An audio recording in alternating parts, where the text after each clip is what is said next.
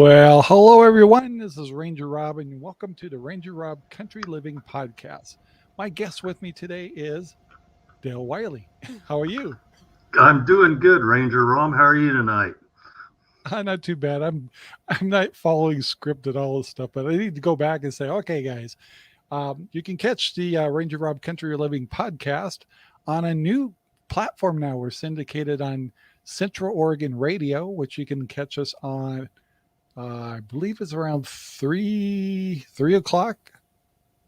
No, it's like 8 o'clock p.m. on weekdays on Central Oregon. I can't remember anything. Central Oregon Radio. So check it out there. And the podcast is broadcast to several platforms. Our main one is Spreaker, and we're also on Spotify, and we're also on iHeartRadio, and all those kind of links are in the description below. So if you want to check out different ways to listen to our podcast, it's right there. So today, actually, it's been an interesting week, and so we got interesting subjects. And anyway, first of all, I got to ask Dale, how'd you like that little taste of snow we got? That was okay. I mean, it's normal for this time of the year.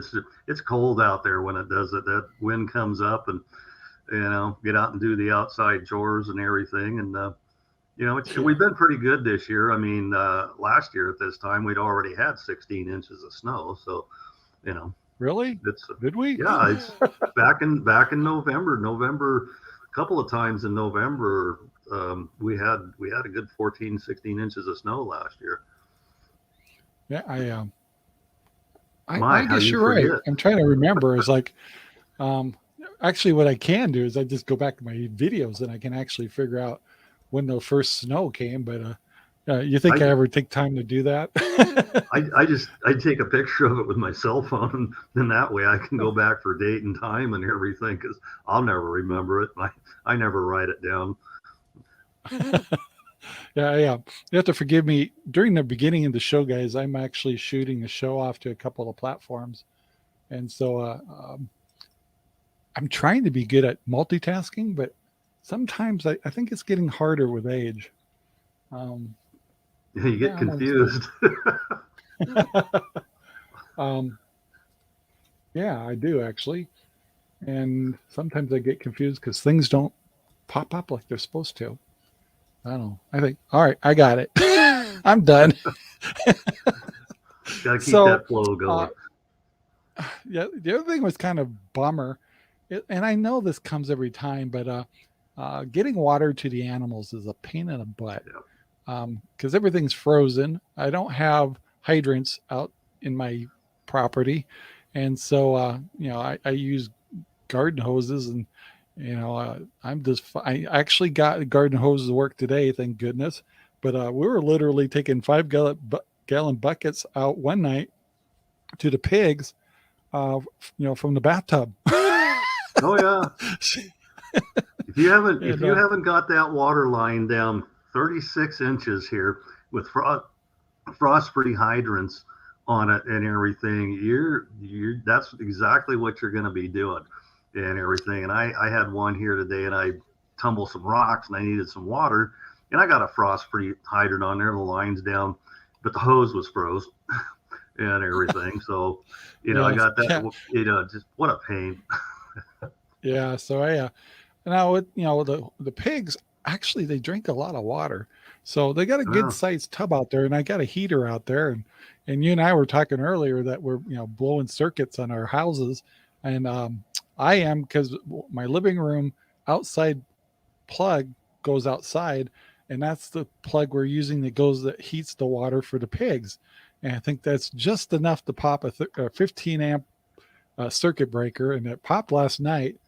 And it's the only thing I could think of is what caused it. But yeah, it was yeah, we it's been popped a it a couple pain. times this week on the chickens. Those resistive tank heaters and everything like that. They do pull some electricity, and you almost got to have them on a dedicated circuit to keep that going. Otherwise, everything's froze up, and we catch it in the morning, go out and deal with it, and everything. Yeah, But you know, yeah. 5 gallon I buckets figured don't out want to why. do that. I just figured out why my link didn't work. I had to switch something. It's like, oh yeah, whoops, too much to remember. So I've been busy.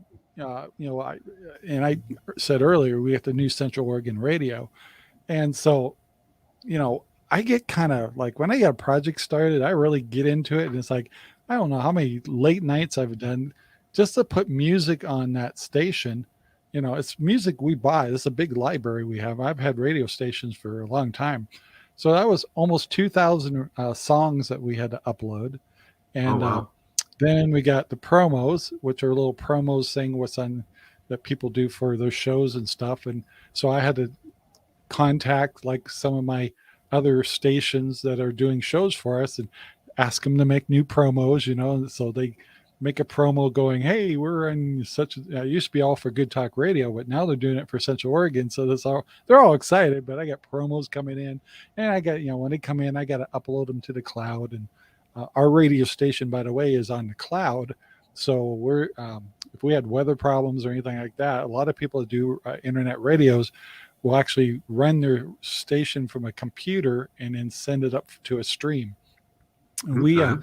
we don't do that. We do it from the cloud. So basically, we have to have like a giant hack to come along and shut down all the clouds, and maybe that hit us. But we're not on AWS either, so that wouldn't have been a problem. But Well, anyway, well, hey, what's the other one that they're having the trouble with? The payroll outfit and oh yeah, everything. I can't remember their Yeah. name. It's like, that's not going to be a pretty sight. No, Some no, people that going, was I'm not going to work if you can't pay me. and it's like, we have no electronic payroll capabilities anymore. We got to go to paper. Can you imagine what a disaster that's going to be? But people don't even know how to use pencils anymore. No, and you know what I mean. And I think we talked about that last week a little bit. The cyber attacks and everything else, and how they can get in there.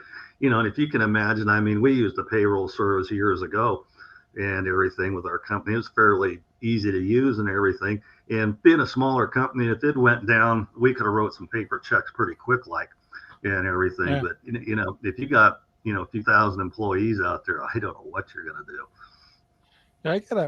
I had to laugh the other day. I had some box that had some old letters in it, and one of my aunts over in um, Massachusetts would send me a letter or two once a year at Christmas or something. And she passed away. I think she got to her 80s, but it was all in cursive. Oh And gosh, so you and I probably no problem, but I get to thinking, I wonder how many people can't read a letter like this anymore since they're not really pushing cursive anymore. And it's like, so in about 50 years, people are going to see these old letters in cursive and they're all going to go, I can't understand this. yeah, no, that's a foreign language right there. Yeah, I got a Yeah. couple of And those here. In fact, I got one sitting in a file over here from my cousin, I'm the youngest of a bunch of cousins, and they're all pretty much gone. And it's all beautiful cursive and everything like yeah. that. And And it's like my daughter, she's 40, master's degree and everything else. She says, I can't read that stuff. yeah, I'm not sure. I think my daughter can read cursive. I think she learned cursive, but she's like 38. And I'd have to ask her. I don't know. I'm pretty sure she knows cursive. Yeah, because I remember the kids when they're trying to get their own little signature and stuff, they use cursive. So Yeah. yeah. Well, it's kind of But have you ever interesting, stood in how line like society. at Starbucks or something and watched like some young people use their debit card and maybe they have to sign a little thing on a little screen and they'll Oh, they just just put an X. scroll. Yeah, they just I scroll know. something across there. No, they don't know how to. Yeah, no, it's I'm just as bad. You can't read anything that I write and everything. And I mean, cell phones and notepads and voice recordings and everything have gotten us away from all that kind of stuff. And Yeah. cursive, it's like, I guess, not much purpose for it anymore. Um, by the way, uh, when we do shows, we transmit out to like 9 locations, and then some of the other locations, I have to do them manually. So every once in a while, when you see me turn to the side, I'm shooting this like I just shot our show over to Redmond, Oregon, and group, and just to make sure we get our local people because we want to hear from our local people. Sure, So if you're absolutely. from Crooked River Ranch, you're from Bend, you're from Redmond, um, Madras, Prineville, Sisters, Sun River. If you happen to be in a show and we're live, we want to hear from you. But even if you catch this after the show's not live anymore, please leave a comment and let us know that you're watching and then keep an eye out for the show. And we're trying. I think we're kind of consistent. We've been on Thursdays 3 times now or 2 times. 2 times, I think. Yeah, 2 times Yeah, now and everything. yeah. Yeah, we So want to hear we're from those kind of people. yeah, and then it takes time, and we just got a thumbs up from someone. Um, it takes time to build up a people to get used to remembering our shows on Thursday at 6 p.m. at Pacific time, and so it takes a little while before you get regular watchers. But it's amazing how many people watch this show after the fact, and so we get a lot of comments and we get a lot of views after the show's over, and all of them actually been real positive. But yeah, if there's certain subjects you want us to talk about, or maybe you're interested in being on our show, just we kind of want to meet you first and just talk to you. But yeah, I mean, super easy. If Dale can do it, anybody can do it. Anybody can do it. That's right. We're going for the low hanging fruit, the lowest common denominator here. So, I I could remember screw when up ice water. I remember when I approached you, I go, "Hey, you want to be on a podcast?" And it's like you had all like, "Is it like Zoom and all that stuff?" I said, "No, no, no. It's super simple," and it's been simple, hasn't it? Oh, it has. It's a great medium, a great way to reach out to people, and I would love nothing more for some people to put down there in the comments something they'd like to hear about. I mean, I'll dig down in and Yeah, research it if I don't know anything about it and everything. And, yeah. that you got Well, to give people what they want.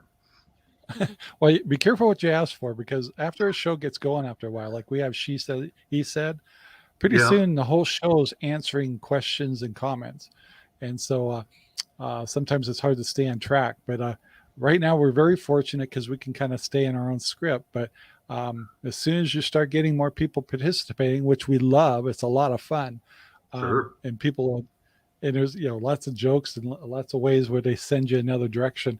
Um, Rabbit yeah, hole. it's fun. So a matter of time, you'll notice our numbers go up. So, but yeah, right now we're shooting for Thursdays, 6 p.m. It seems to be a good time. Wednesdays, I kind of wanted to keep open because there's a hint we're thinking about doing another she said he said a couple of episodes. So most of those people Wednesdays is their best day. So it was a good thing we moved actually. So yeah, but we'll experiment. We might change it again, but we'll see how it goes. Change is good. Change is good. Yeah.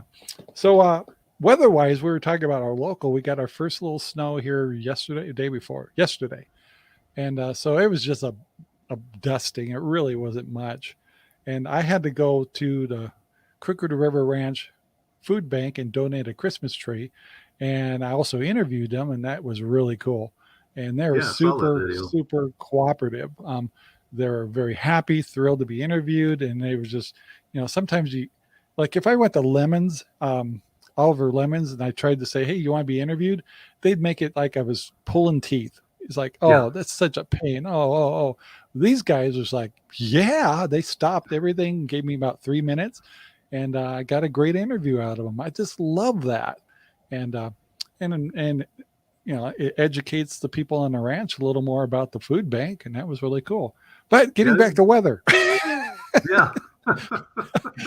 you and I were Sure. talking about the weather, all the tornadoes and all the stuff in Mid East, and what a mess. We were talking about, you and I both, we'd like to see people be more self sufficient and prep and stuff like that. But what happens when you prep and get it self sufficient and your house is leveled? Well, and I looked at that thing, and it's pretty interesting because here a while back, I myself had a realization that I wasn't quite as prepared as I thought I was when I, got a little bit more analytical about it. And you have to, different HTF scenarios can come into your head, and everything. And after I watched what happened there through the Mid-South, and I spent some time in the Mid-South working and everything. And, you looked at this thing, and if there's a disaster that can absolutely ruin any kind of preparation that you've done, it's going to be a tornado coming down out of the sky and smiting your house off the face of the earth, along with all your preps and everything else. And the only thing you've got left is the clothes on your back. You're just turning the clock back to nowhere. And so, I keep running this through my head. How could you plan for something like that? You've worked so hard to, have your preps maybe at your home or wherever like that. And then you have this natural disaster. It wipes it out. Maybe you can recover some of them. Maybe you can't. Maybe you got into your vehicle and you had a get home bag or something, 72-hour bag or something like that. And that's all you got left, And so people need to go down through those list of their preps and everything and say, if this happened to me, what would I do? Yeah. It's a huge thing. It's huge. And it's good to talk about. It's like, what would you do if you were in a flood prone area, or if you had and ask yourself, what would you do in these different scenarios? Hope they never happen. But it's like with the tornado thing, it's like, all right, if I moved back east somewhere, and there's threats of tornadoes, but we can have tornadoes here. It's actually had one in Washington 2 years ago. Anyway, I think I would definitely do the cellar thing, or what they call underground protection, and then put preps in there, and keep geographical location like that. It determines everything that's going to happen. We have very little need for a tornado or something. Our concern here where we are is probably wildfire and everything, and you can prepare for that. And last year when we had the Grandview fire that was about 5 miles to our west out here and everything, I followed that pretty closely, doing basic news videos and stuff for a couple of Facebook pages around here that had quite a few followers and trying to keep people informed on it. And it was one of those things that, the setup for tornadoes is fairly short, but if you live in that area, you've got to pay attention to media and everything else that's going on out there. So if you get into this range of danger, you can kind of take precautions or be prepared for that and everything. It's just not like it's going to, if you don't pay attention to that and you're just sitting back there slamming beers and watching TV and this tornado comes screaming down your street, there's not much you can do and everything. And so situational awareness is really important, and understanding what goes on. And, and one thing that's going to happen in that situation there is your cell towers and your communications and stuff, they'll probably survive. The infrastructure is pretty robust and strong, and they have generators and everything else. But, I don't know if you remember back 9/11 days and everything there in 2001, what happened to the grid systems as far as cell phone usage and everything else like that. It was completely overloaded. There was virtually no communications or anything. And I've got these ham radios like this. That gives me pretty good communications locally.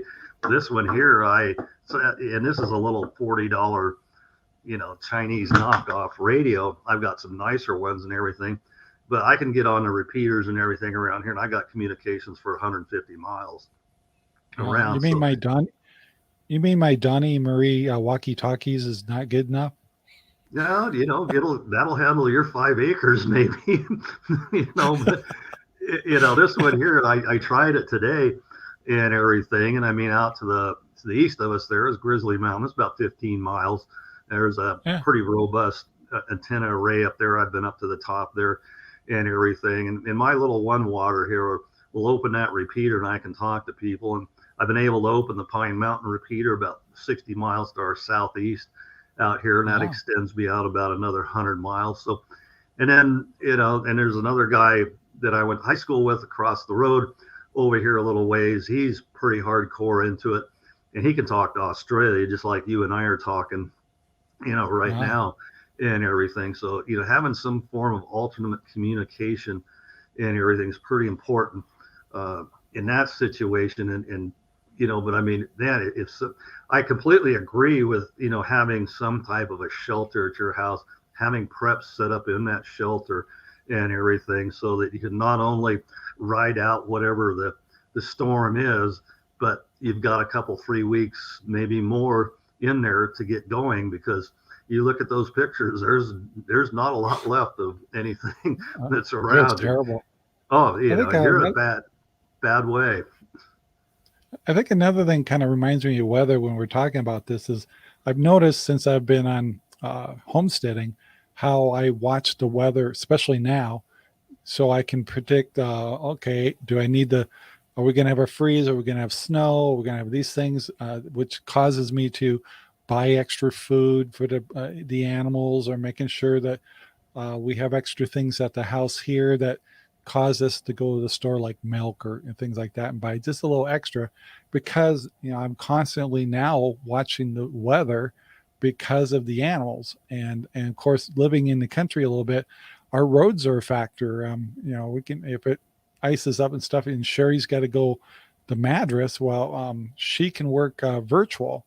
So it's like, as long as we know what's coming and we're paying attention, Sherry can make sure and bring her computer home and actually work from home and things like that. But I find us watching the weather much closer since we've kind of got into homesteading and living more in out in the country, than when I was living in Phoenix. I didn't care. Yeah, I mean, well, I mean, you have to look back. Where were we back in June? 109, 113, 115 degrees. This can go. This can go the heat way too. It just doesn't have to be, cold weather or anything else like True. that. And I mean, that was horrid. I mean, that just knocked my garden and everything back a good 30%. It knocked the hay production on the fields, around us back real hard. And you've got to pay attention to that and everything. And I mean, you can't wait until that EAS tone goes off on your phone, and says, yeah, something bad is about to happen. I'm just a firm believer. And I'll even, in order to learn a little bit more about this, when I see that stuff happening in the Midwest, and I didn't get in on it this time, but I'll get on the National Weather Service website and see where that type of severe weather is, and if it's around us, and particularly when you get into the tornadoes, then I go find out, I see where those are at on the map, and then I'll get into an app like Broadcastify, where I can go in Yeah. and I can listen to the radio communications in that particular area. It's pretty, it's pretty interesting sometimes to Yeah. hear what some Do of you have that that? goes on. Do you keep I'm trying to remember the name of it. My Radar app on your phone. Yes, yeah, I have the lightning I love tracker that. app on there, and that's a real time thing. You can, and it's very accurate. And I've used it a lot. I mean, I've seen lightning strikes, and then I've seen them pop up on there afterwards. But I like it because I can see where the severe weather is coming from and everything, and it's Yeah, really we liked it in Phoenix when the monsoons are coming through. right. If the monsoons are coming through, they don't necessarily going to hit you, say in Mesa. They might hit over in Gilbert, and so it'd be like, okay, no biggie, it's going to miss us, and you just look at the radar. Yeah, That's when I really started loving that program. But hey, Tanya, from Faraway Farms, did I say that right? Is it Tanya? Um, she says, "Hey," and don't know if it's me, but it's frozen. And yeah, Dale freezes. Hopefully I'm not freezing, but um, it's we're kind of out in the country, so probably don't have the best internet here. So we just do the best we can. So, but thanks for letting us know. Tanya, what area are you in? You're in Central Oregon, is that correct? Hopefully she'll hear this and she can let us know, because I love the. I think she's left me some very clever comments, and it's like we should have her come on the show one of these days. So let's see what she comes up with. So there's a delay. Um, so weather-wise, yeah, kind of awaken a little bit with what's going on here. Of course, we got very little snow. Yes, so she is from around here. So, Tanya, ever thought about being on a podcast? Me and Dale would love to embarrass you. No, well, we you don't talk embarrass. about a little bit of snow. We had a little bit here. My son worked down in Bend occasionally and everything. And they had they had decent snow down there. Got a picture from Yeah. another friend out southeast of Bend, and then listening to the scanner radios last night, just up to the north of us, there up north of Madras in the Cow Canyon area. They had there's some steep grades up in that area, and they had some Yeah. issues up in there as well. So we got away pretty easy this time. Oh yeah. I do remember last year's snow was maybe 6 or 7 inches, and I mean, it caused a little bit of havoc. I didn't have the animals and the infrastructure I had now, so it's definitely any weather it happens now. I'm definitely feeling it. It's cause and effect. One of them is I can't get my gate to open. I have to get the tractor out and clear the road so the gate Yeah, can yeah. actually open up because it's electric. And so Sherry gets home and she's like sitting out there like the gate won't open. It takes us out. Tanya says she'd love to join us. Uh, she says she has about 1 foot of snow there. So No, I that's don't know if you can. interesting. I don't know if you can see the. You should be able to see the comments, and I should be putting them on the screen. But yeah, Yeah, I see it now. she. I think she's the one that gave me the idea of, and it was her idea, to use pig feed instead of chicken feed because, and I did take a close look at my bill, and a bag of 50-pound chicken feed is around, I think it was around $18, and a Yeah. bag of 40-pound bag of Hog 19, which is actually a good feed, was $13 and something. And she was like, well, "You can feed that to your chickens." Oh, they And so just absolutely. They'll eat that. supplement them with some other things, just to kind of. And I was like, "That's brilliant, Well, absolutely brilliant." 19, there's 19% protein. There's nothing to sneeze about that. That's a Yeah, good ration right there, And this time of the year, we keep our chickens on a high protein ration, and they have a flock block and all this other stuff. There again with the animal nutrition, I'm a big micronutrient guy. I like to see that kind of stuff in there because some of our hays and forage are a little bit lacking, and some of those just due to what's in the soil and yeah, everything. But no, 19% protein alternative like that's pretty good. And I went to an event the other night, and they had some pizza and everything else. Then by the time they got all finished up, there was a box of pizza left that nobody wanted. And I thought, well, my chickens will eat that and everything. So I brought it home. They eat it, pepperoni, sausage, whatever. They don't care. yeah. I And that's uh, yeah. I mean, I got to tell you, pigs eat a lot because oh I'm yeah, going through 4, 5, 6. Um, I'm going through almost 12 pounds of food a day. yeah. It's No, about that's two that. pounds. Let's see. No, I'm doing. Yeah, that's about right.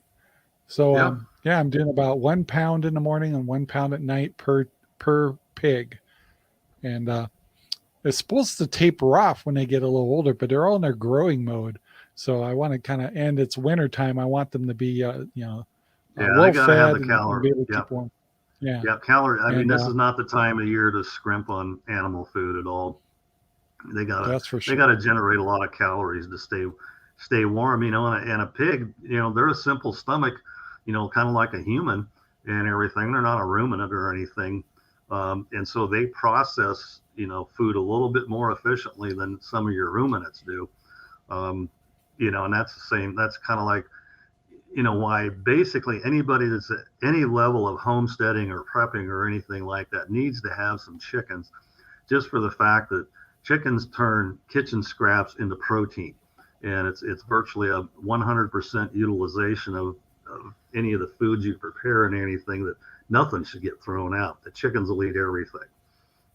Yeah. Pigs will Tanya, too. by the way, Tanya, I did put the link for the uh, show down below. So if you're really brave, just uh, put in that link and just put an idea of what you want your name to be. You don't have to have Zoom or download anything.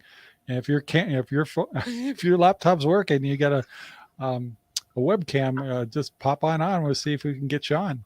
If not, we'll plan on having you in another show. But I got to kind of get Dale kind of used to shooting from the hip. So I'm throwing this would just throw us from our script big time and it'd be good for us. So anyway, moving along from weather, I did want to go back to the food bank thing. So I was amazed when I went there. There was a company called, oh my gosh, I forgot it. Anyway, the way the food bank works is this big old truck shows up, backs in there, Yeah. and just dumps food on them. And it's not just secondary food or anything; it's good food. And it was everything from milk to meat to Yeah. everything, fruit, veggies, all kinds of stuff. It was amazing. Cereals, canned goods, whole works. I mean, if you look at yesterday's video, well, it's today's video, um, which was filmed yesterday, you'll see I actually did a sweep of all the food in the food bank. And, these are people that can just walk in, they have to bring their own bag. They don't ask any questions, and they can go home with some real quality stuff. It's like going to Safeway. Um, and basically, they just have to pick a number and then bring their bag in. And I think they pick and choose, what they want. Um, and I did ask her, I didn't, on the interview, I didn't ask her, I said, does anybody abuse this? Because, I mean, there was a couple of steaks or roasts over there. I was like, wow, I Yeah. would take one of those home. But I'd never do that. And I'm very fortunate. I was talking to her and he goes, I've had hardship before and stuff, but I've always been able to sustain myself and get out of a problem and fix it. And so I've never ever used a food bank. And so nor would I, even if I couldn't do it unless I really, really needed it, and I would do it. But so I don't know what the character of people are that go to these food banks, but it sounds like there's a lot of people that just really need the food. And she was kind of telling me some of the scenarios, and so I kind of want this as a reminder. Um, Tanya, yeah, another show. I have a crazy schedule, and she probably didn't expect me to do that to her. That's what we're all about here, catch you off guard. But yeah, I want to go back to the food bank thing of is because of my ignorance. I'll just say it that way.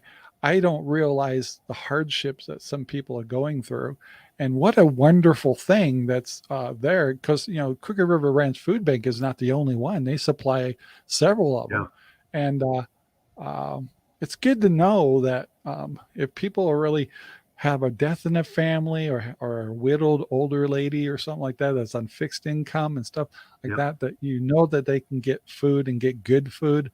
That's thumbs up to our capitalist system for that kind of stuff. Yeah, But I mean that's some of the fallout from the capitalist system, and I think if in your video I remember right, Stephanie Prophet there, she's known yeah, figure on the ranch around here. I think I she said they forgot to put serve. her title on there. Yeah, I think she says they serve 65 people, on an 65. average. Yeah, because I mean, if you're there at 5 o'clock or anytime after 5 o'clock, they're lined up around the building, clear down almost to the shops there and everything to where they all line up. And it's just like you said, there are people on fixed income. An event I was at the other night was a meeting of some group I occasionally am around with and everything. And one of the guys there says, yeah, he says, and he was probably 40ish, he had a good job and everything else like that. But he says, my food bill has doubled in the last basically 4 to 5 months and everything, And so that right there, will tell you there are going to be people that are in fixed incomes and everything that if your food bill is going up, doubling, I mean, you're already right there, and I mean, sure, there are, services through the state and the county and everything else like that. But I mean, that type of prices, for example, this gentleman had, 3 kids and something else like that. And he says, yeah, he says, my food bills went from like, $500 every 2 weeks to like $700 or something, for a monthly cost of, $1,000 to $1,400. My gosh, I mean, that alone right there should put those people in that situation. So it's great that that's made available. And this, whoever the group was that's heading it up is actually doing a pretty good job of getting some of that stuff in there, the perishables and everything else like that, because it's Yeah. no easy task. And when we lived over, out in the Portland south or west of Portland there, we would deliver Meals on Wheels. We were on their inclement weather list of people that could actually get out in the snow and everything else, because a lot of them just didn't like to drive in the snow. And so they'd call us, and my wife and I'd go out and pick up a load of meals. And some had 4-wheel drive pickups and everything else to do this in, because these people are flat out isolated, when that happens. So it's not only a money thing, they were just glad to see somebody after this had went on. And, of course, I'm throwing a snow shovel in and, clearing their walk and everything else, and getting their mail, and just trying to help them out a little bit. And so you don't realize how dependent people are on those things, and that, whatever we as citizens and just good people, if we have the ability to help that out, whether with our time, monetary donations, or food donations or something like that, that's just part of taking care of the community and everything, because that's a safety net that people depend upon, and it helps them out and everything. So yeah, it's really great to see that happening, and they've done a good job of it down there. They really have. Yeah. I always worry is like once I talk to her, I'm thinking, well, how many, let's say, senior folks we have that maybe are widowed on fixed income and they really need that food, and maybe they drive a little bit on the ranch and don't do a lot of driving, but when the weather gets bad or snow comes down, it's like, um, I hope that those people have some way of having someone go up and get food for them, or connected with some of the community, um, in case the driving abilities are, because there's a lot of folks up there that's like really shouldn't be driving, but they will drive like short distances. Yeah. And uh, and hopefully, on a ranch we don't have crazy drivers. We used to always joke when I lived here before about, oh, we're stuck behind a senior driver. Well, now I'm that senior driver. Yeah. you know and You so know, when it says 45, I'm really don't really want to go over 45. Yeah. Well, I mean, that's, I completely get that. I'm kind of the same way too, and I mean, I'm a former firefighter, paramedic, and a little bit of law enforcement early on in my career and everything. And it's people are in a hurry for no reason at all. And you Oh, it's mentioned the insane. fact that, yeah, you mentioned the fact that, as people checking on these people and everything. And while I don't know of any type of an organized type of a deal, I do know that even with the vast way we communicate by social media, and plus the fact that I know a few people scattered around the ranch and over the last few years and everything, and I've let them know, I mean, if that old woman down there needs her driveway pushed out of snow, if she's going to drive, I'll go push her driveway out with my tractor. And if she don't Yeah. want to drive, she got to go to the store, I'll take her to the store. And I've run across people, guy around the corner down here. He gave us some squash last year and everything. He's an older guy, lives by himself with his dog and everything else, and my chickens overproduced. And so I had grabbed a dozen eggs and pulled up onto his porch, and give them to him the other day. And he just thought that was the neatest thing in the world. I'm just like, I'm just trying to do what I can in the community, to take care of them and everything. And I know some people, and it's like, if somebody needs some help, we're going to find a way to get it to them. You just got to let us know about it, and we'll organize it, make it happen. And it's not hard to do, and that's what we've got to do and everything. Yeah. Um, And these people can't I sit think I out there. mentioned last week, I told you I actually went around and met some of my neighbors, and turned Yep. out I was kind of glad to find out that, other than ones behind me, were actually fairly young folks and well set up. Where I have one couple that I might go check on them if times are tough, or climb over the fence and Yeah. go knock on their back door and see if they're all right. But he's an old farmer, but they're both in their 80s. Yeah. And so I don't imagine him. He's pretty roughneck, but wouldn't hurt. I'm glad I met him. And so, hey, Jack. And so, yeah, great subject. And that's what community. When it comes to prepping and homesteading, all that stuff. One of the big things they say is communities are actually more powerful than trying to be the lone wolf kind of survivor. because we all have talents of one way or another, whether you're just great at cooking or if you're good at engineering or good at construction or good at taking care of animals and stuff like that. When you combine all those talents, you're unstoppable. Along Yeah, with people that might be good marksmen, yeah. things like that. You got to be well. You got to be well rounded, Yeah, yeah. and And everything. And it that, takes a community. well, it does, And I mean, I think a couple of years ago, right when we'd finished here and everything, and I saw this guy down a few places down the road from us, and he's out there shoveling his driveway. He had to go to town to take his wife for a blood test or a doctor's appointment or anything. He was Yeah. 80ish. And I said, you walk right back up in there into that garage and you get your car ready to go. And I said, I'm going to go get my tractor and I'll have you plowed out here in about 10 minutes and everything. And he says, well, can I give you something? And I go, no.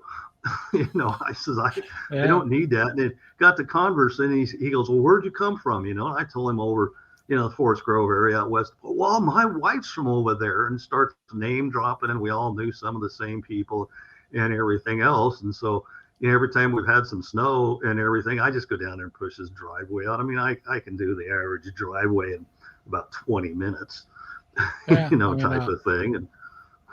And I've actually never done snow with my tractor yet, but I got a feeling I'm going to get a chance to try it out because I got to keep the gate and the road kind of clear in our property so Sherry can get in and out and stuff. She got a good car. She uses a Rav4 to get around, and we put studded tires on it, so she can actually handle pretty good, icy roads and stuff. And she's a great driver.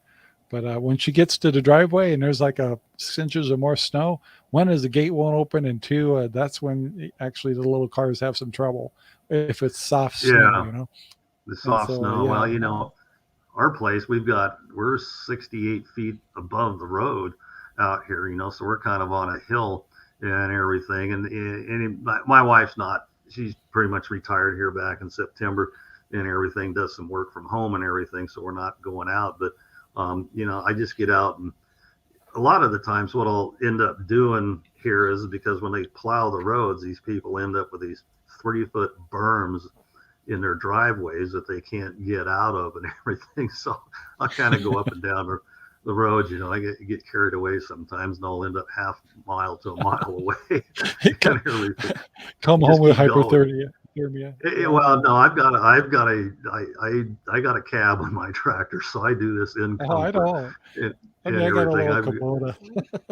Yeah, I know. When I got this tractor over here, and partially it was because my son had lived over in the sisters area, and back, I don't know, when we had the huge snowstorms over here and everything else, he was out trying to clear his driveway and his neighbor's driveway, and it was like 5 degrees or something. It was absolutely miserable.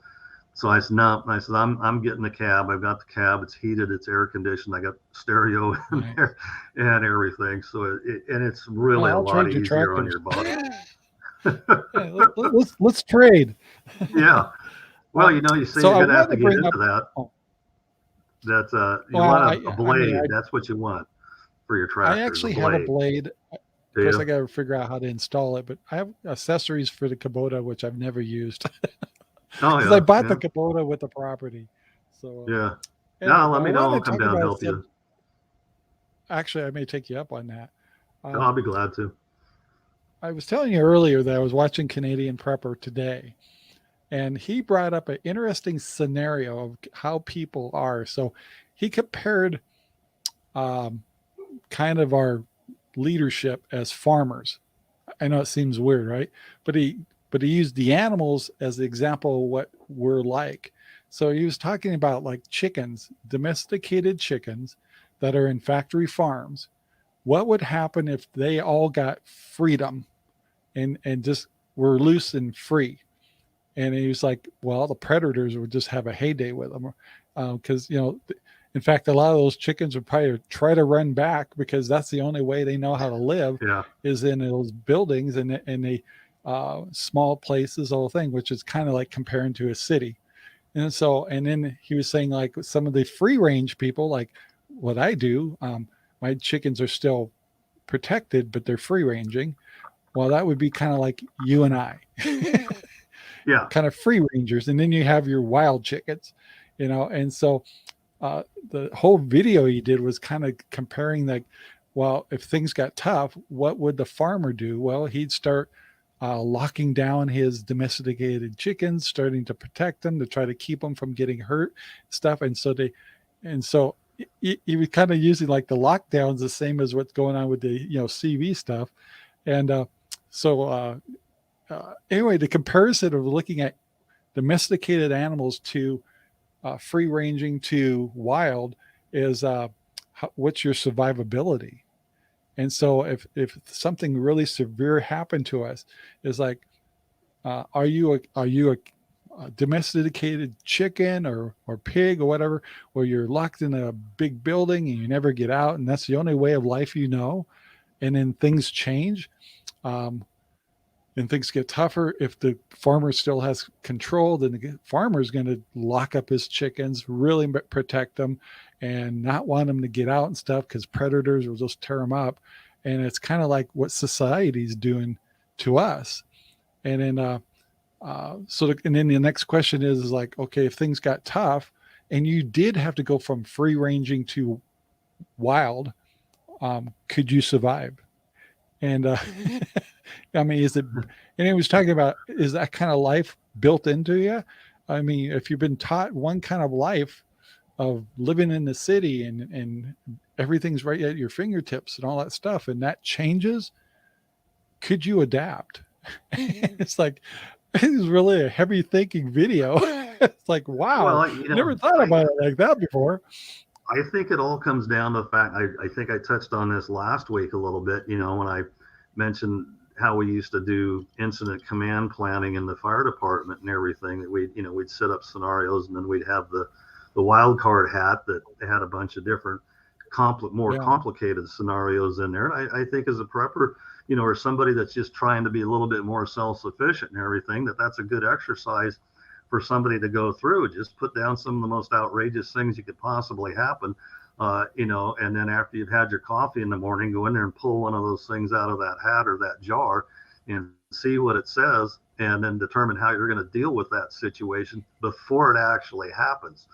And that's the key to a lot of this. And I mean, you can be prepared and do this and that, but until you actually execute some of those activities that you need to do, you're not going to know what the problems are, because they're not going to manifest themselves until the worst possible moment. And I played around. I bought some cheap lighters, and I grabbed a couple of them out of the bags here yesterday, and tried to strike a flame with one of them, and nothing worked. It's like, okay, that's like $1.29, cent lighter that I need to light my fire starters with. That's not going to work. So, obviously a reset on those and go to a little bit more higher quality unit and everything. And so that's, the context that you're in and that you're talking about is huge. And that's why, I think we talked about a couple of others that really go overboard and break this stuff down. I think as I move into my planning on my upcoming podcast and everything on a lot of this, it's going to be more generalities and everything. And it's not anybody that specifically plans for a narrow defined scenario of SHTF. You're going to miss something in there somewhere. And so being a little bit more broad and being able to roll with it is going to be pretty key, because if you're trying to define everything you're doing, it's not going to happen. I mean, something is going to screw up somewhere. And if you can try and think of that before it happens, you're going to be way ahead of the game, way ahead. I really wish I had the guts. And it's like, I don't want the inconvenience just for a day where I just take the master breaker on the house and go 24 hours with no power and just that would be go through. eye-opening. I know, I'm sure it would be. But, Sherry works all week and the weekend comes. The last thing she wants to do is go through the all the rigmaroles of, okay, I've got to pull the generator out. We can only limit all that. Can't take a bath or shower. And it's like, oh, I'm kind of screwing up her weekend. And so I've never got the guts to just like, all right, we're shutting them. You got to wait till she's gone. She's Yeah, gone to she's work getting a and then week do it off or then. something. That's when I want to do it. And I should do it during cold weather. Yeah. And I should do it once during hot weather. And, because both have different scenarios. And Jack's suggested a checklist. And then Tanya was saying that, and I absolutely agree with her. Like when it comes to um, seniors, and we deal with that because we're caregivers. We giving them the opportunity to make them feel like they're needed and be involved in different things like farming and gardening. We would all help and definitely feel involved and look forward to something. And so it's like we tried to do that with Sherry's mom. But there's so many neat little programs out there that if somebody would just go pick up somebody that's a little older or something and bring them along and let them participate in some of these programs like food banks and stuff, it means a lot to them and keeps them Yes. integrated with the community. And and they have a lot to share and a lot to give. But they may not be as fast anymore and maybe can't drive anymore. And so that's where we got to kind of help out a little bit. But at the same time, you're helping someone's soul. And so, yeah, that's a good thing. That was a great point she brought up. Um, And and then she I also think a lot says, more of that I think a lot more of that stuff, is going to be a person to person thing. There's not going to be really any organized groups or anything like that. They're going to take that over, and really that can be cumbersome in its own way, trying to work through whatever particular hoops and everything else. And a lot of the times, and I've got some friends back where I grew up in the valley and everything else, and pretty well to do people and everything else like that. And if we heard somebody needed some help in some way or another, it was just like, let's just go do it and take care of it. Make some phone calls if we needed some money from other people and everything to help us out. And they always came through and we always got it taken care of. And it always happened fairly quickly, and that's how yeah, you do it. Just person to person, real you informal, just loose type structure. you just reminded me something that was so funny.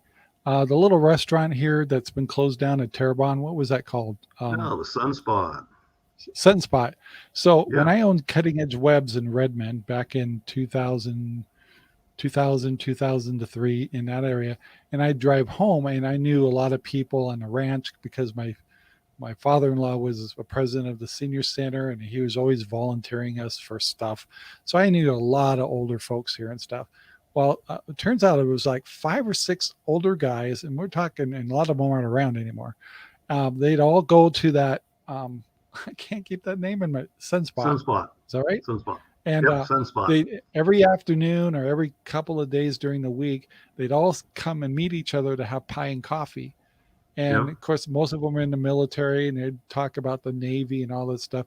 Well, I knew that they go, some of the guys, they invited me. So a lot of times on my way back from I had Cutting Edge Webs in Redmond, and on the way home or I'd leave early or something, I'd stop in there and see the old guys, because they tell me all their Navy stories and all the stuff and the ships that they're on and the things they went through during World War II, which oh my gosh, the stories Yeah. was like, but it was kind of funny. Every week, I try to meet these guys and they tell me the same stories over and over. It's like, I Oh was on yeah. the such and such ship and all this. And I'm kind of like, yeah. And I really, Oh it's yeah. like You I've been gotta. told like 5 times, but they just Of love to course. tell their stories and they all kind of give them a hard time and they tease each other about the things they did. Oh, well, I was in the Navy and you were Air Force. You guys are wimps, and it was so funny to watch those guys. And that just made my day.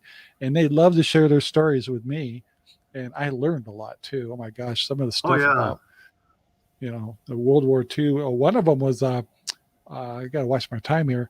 Worked in a PT boat type thing in the Philippines, and Oh, that's cool. he was describing what after they attacked the stuff that their job was to go around and sink bodies. Yeah. It's like, Yeah. can you imagine? People Oh, like that's war, people. yeah. Well, And anyway, I some of the things they told me. my father went ashore at Normandy, and my father-in-law was an LST operator there at Normandy. And I we just have no idea what these guys did. These were some of the Oh, most badass gentlemen that you'll ever know. and everything, and they were bad before anybody else thought they could be bad. Yeah, And so, and plus the fact they didn't necessarily volunteer to be bad, but no, they didn't. They just ended did up what that they way needed as to do. absolutely. And that's kind of, when my boys went to Afghanistan and Iraq, I said, I don't care what you got to do. I said, do whatever you got to do. Just come home. Yes. Yeah, I mean, you just can't imagine what it was like, and of course that was conventional warfare. So Yeah. it's not like somebody is 30,000 feet up pushing a button and taking care of taking people out. These guys were hand to hand. They were right up in their faces. They saw some terrible things, and Yeah. you And that's just can't just imagine basically what the. Yeah, it's basically all in history books now too. That's about where it's at. yeah, and they want to get rid of that, and they don't want us to see the truth.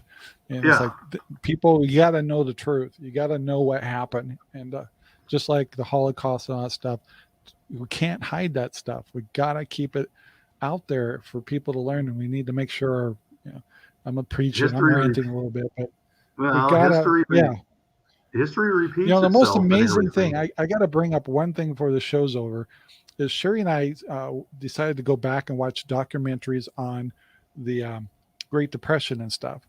And so they'll go through the whole thing of how it happened and how it affected Germany and all that stuff. And so when you look at all the headlines and read all the reports and all the things that caused the Nazis to do whatever they did and all that stuff, they're using all the same terminologies you're hearing today, fascism, all these other things. It's the same word. Everybody thinks we're like making something up new. It's not. This has all happened before. And so if you really want to know what's going on today, go watch some documentaries from 1929 and also how we got into World War II.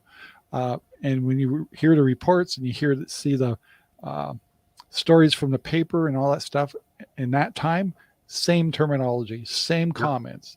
It's like history's right there. If you don't believe it, go look. It's amazing. Well, it's right in front of you. And you talk about the Depression and the stuff we're heading into. I'm a late in life child of two people that went through the Depression and everything else. I was raised poor, and those values, unfortunately, were instilled in me by my parents. And, I still carry some of that baggage to this day, even though, I'm not affluent, but I can afford, the things that I need. My dad talked about, people eating apple cores and, and stealing out of gardens and everything else like that. And, while I don't think we're to that point now, I mean, people need to be aware that this is stuff that could happen someday. Yeah. So we're running out of time.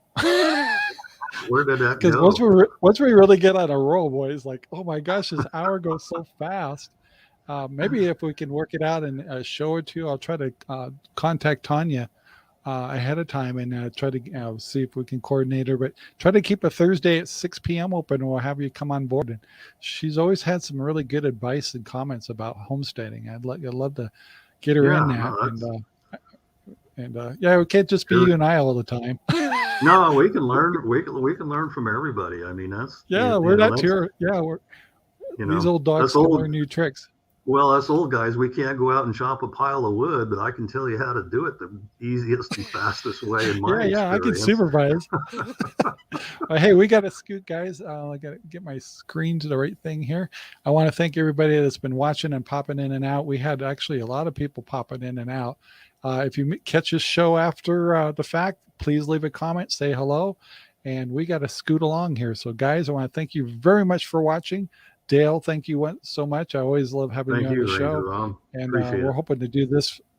I'm hoping to keep this partnership going for a long time. So anyway, I'm going to stop calling you guests and just say it's us. Okay. I'm fine with that. Cool. Anyway, guys, we'll talk to you later and have a great week. And next week, catch us Thursday at 6 p.m. and we'll try to do this again. And if you'd like to be on the show, let us know. So gotta go. Bye, guys. Sounds good. Be well, folks. Thank you very much for watching our video. Please take the time to like, subscribe, and share our videos all over the whole wide world. Thanks.